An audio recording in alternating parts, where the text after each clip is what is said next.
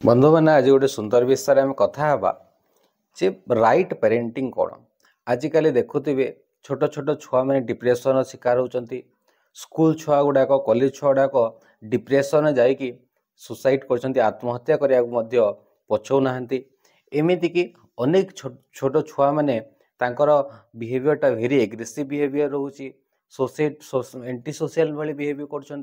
तो ये जो आज समाज रे बढ़ी चली छोट छुआ मैंने बिगड़ी जाउछंती, छोट छुआ मैंने बापा माँ कथा मानु नाहंती, छोट छुआ मैंने कैरियर को ध्यान दौ नाहंती। एमिति छुआ मानकु नेकी बापा माँ मैंने बा तांकर अभिभावक मैंने बहुत चिंतार रहिबा देखा देई थाए।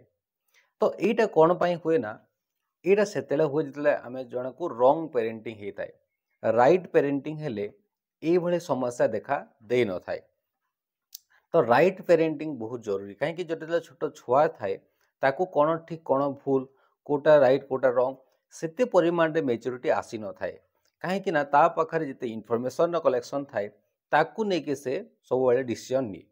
किंतु पेरेंट्स जेहेतु से माने एक्सपीरियंस थांती, अनुभवी थांती, तो तांको पाखरे अनुभव ज्ञान थिबा जोगु राइट पेरेंटिंग करबा जरूरी हेताए। तो आज आम 4 प्रकार पेरेंटिंग विषय रे कथा हवा। फास्ट होची कोन ऑथोरिटेरियन पेरेंटिंग। ऑथोरिटेरियन पेरेंटिंग माने कोन?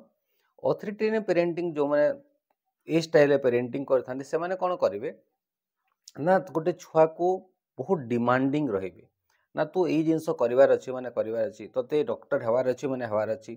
से माने हाई डिमांड रखंती किंतु सपोर्ट कम करंती, ताकू बुझिया को कम चेष्टा करथांती। छुआ पाखरे योग्यता कोन अछि, छुआर इमोशनल स्टेट कोन अछि, से माने ताकू कम बुझी थांती परंतु डिमांड अधिक करथांती, जोटा कि ऑथोरिटेरियन पेरेंटिंग कहा जाए। जो पेरेंटिंग की सब बड़े खराब होता है, से पेरेंटिंग रे रिजल्ट केबे भी भलो आसी न थाए। सेकेंड होची कोन ऑथोरिटेटिव पेरेंटिंग। ऑथोरिटेटिव पेरेंटिंग रे कोन हुए ना, से जगह सपोर्ट भी ठीक दिया जाए, पेरेंट्स छुआ मान को सपोर्ट भी करती एवं से अनुसार डिमांड बा तांकर एक्सपेक्टेशन भी रही थाए। ताको जो परिमाण सपोर्ट दबा कथा छुआ को सपोर्ट दे थांती, कहीं छोट छुआ पाखे जो योग्यता अच्छी जोटा कर जो सामर्थ्य अच्छी ताको से माने सपोर्ट करवा आरंभ करती।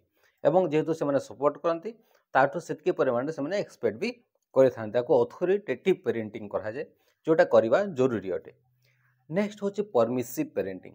परमिसिव माने कोन? से माने सबु सुविधा सुजोग ताको जहाँ फाइनेंशियल सपोर्ट जहाँ सपोर्ट सबू दे देबे, किंतु ताठू एक्सपेक्ट भी किसी करि न थांती। तोते यही काम करार अच्छी कि यहाँ तो तू आम एक्सपेक्टेशन अच्छी यहाँ भी कर न थांती, जोटा कि रंग होता है। जिते जड़े जब परमिसिव हो जाऊँगी गोटे छुआटा को तार लाइफ लेंथ रू से बिगड़ी जबार चांस थाए, कहीं बहुत लिबराल करदे गोटे छुआटा बिगड़ी जबार चांस थाए। नेक्स्ट हूँ नेग्लेक्टफुल पेरेंटिंग। नेग्लेक्टफुल पेरेंटिंग कौन ना, से माने ना डिमांड करेंगे ना ताको सपोर्ट करेंगे। तो ये पिला ता मन इच्छा जहाँ भल लगे सेटा से जिनस कर लगी थाए एवं पिलाटा तापर धीरे धीरे बिगड़ा आरंभ हुए। तो यहाँ हूँ 4 प्रकार मुख्य पेरेंटिंग: ऑथोरिटेरियन, ऑथोरिटेटिव, परमिसिव एवं नेग्लेक्टफुल। किंतु राइट पेरेंटिंग हूँ ऑथोरिटेटिव पेरेंटिंग। ऑथोरिटेटिव पेरेंटिंग माने कोन? गोटे छुआर योग्यता को देखिकी ताकू सपोर्ट भी करवा एवं ताकू फॉलो अप करवा, ताकू से परिमाण एक्सपेक्ट भी करवा, ताहले इटा हूँ राइट पेरेंटिंग। ये भाया पेरेंटिंग करवा द्वारा गोटे छुआर भविष्य बढ़िया हो पार, तार चरित्र बढ़िया हो पार एवं ये पेरेंटिंग करवा जरूरी अटे। आशा करछि आज ये विषय आम कथा हो पारे। आपण मैंने जब चैनल नुआ आसछंती एको सब्सक्राइब करने जमा भूलिए। वीडियोटी भल लगी लाइक एवं शेयर करेंगे। धन्यवाद।